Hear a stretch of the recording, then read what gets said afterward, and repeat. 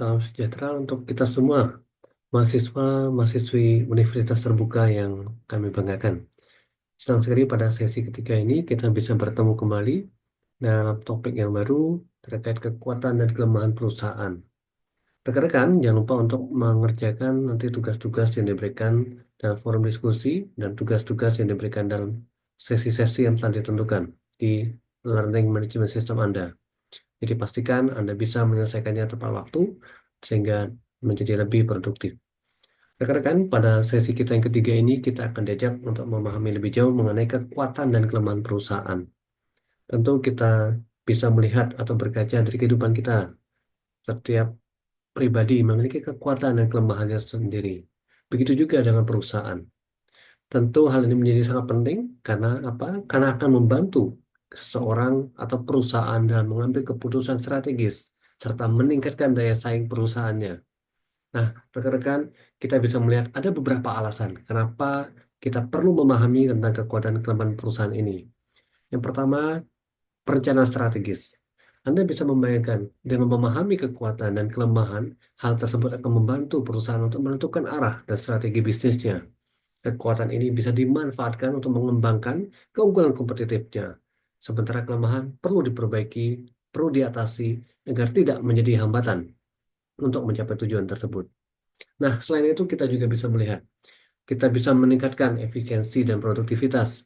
Dengan mengetahui kelemahan internal, memungkinkan sebuah perusahaan mengidentifikasi area apa saja yang membutuhkan perbaikan, seperti proses yang tidak efisien, keterbatasan sumber daya, atau keterampilan lainnya yang belum optimal.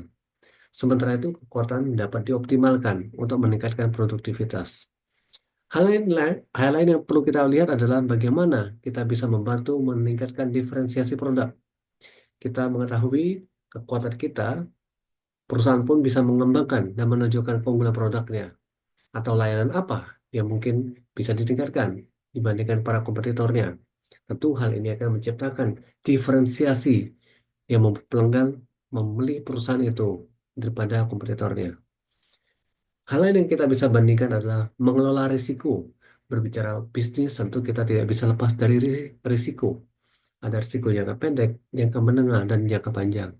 Tentu dengan memahami kelemahan ini, kita bisa membantu perusahaan meminimalkan risikonya, menekan risiko-risikonya, seperti potensi kegagalan dalam operasional misalkan, atau kurangnya dukungan sumber daya. Kelemahan yang diketahui lebih awal bisa diantisipasi atau diatasi untuk menghindari dampak negatif di masa depan. Yang tidak kalah pentingnya teman-teman adalah penyesuaian kondisi pasar.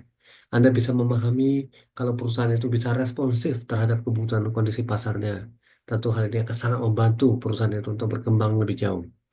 Jika kelemahan internal ini kalau kita bisa atasi dari segi internal, perusahaan itu dapat menyesuaikan strateginya untuk bertahan dan tetap relevan dalam industri.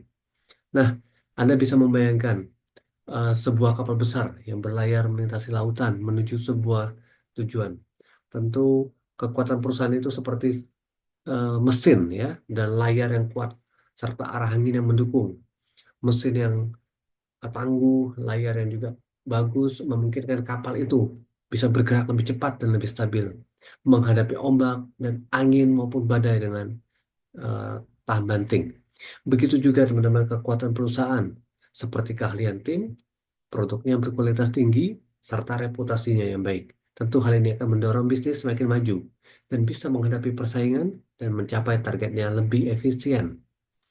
Hal yang lainnya adalah terkait kelemahan perusahaan. Bila kita ibaratkan seperti bagian kapal yang bocor ya atau layar yang sobek. Tentu walaupun hal ini kecil teman-teman, kebocoran ini membuat kapal itu menjadi lambat, menguras energi, membuat perjalanan lebih berisiko. Jika tidak segera diperbaiki, tentu hal-hal kebocoran yang kecil ini dapat memperlambat perjalanan, bahkan bisa membuat kapal itu tenggelam di tengah perjalanan. Begitu pula dalam perusahaan, kelemahan seperti proses internal yang kurang efisien atau kurangnya inovasi bisa menjadi penghambat yang menurunkan kinerja atau bahkan merugikan. Nah, kalau dari teori manajemen, teman-teman bisa melihat nanti dalam kerangka teori SWOT atau SWOT, Strength, Weakness, Opportunity, and Threats. Dan juga Anda bisa lihat juga nanti dari teori lainnya seperti resource based view yang menekankan bahwa sumber daya internal ini adalah sebagai dasar keunggulan kompetitif yang berkelanjutan. Atau mungkin Anda bisa lihat dari teori Porter tentang kekuatan kompetitif. Bagaimana si Porter mengidentifikasi 5 kekuatan kompetitif yang memengaruhi industri itu dan dapat digunakan untuk memahami kekuatan dan kelemahan internal perusahaan.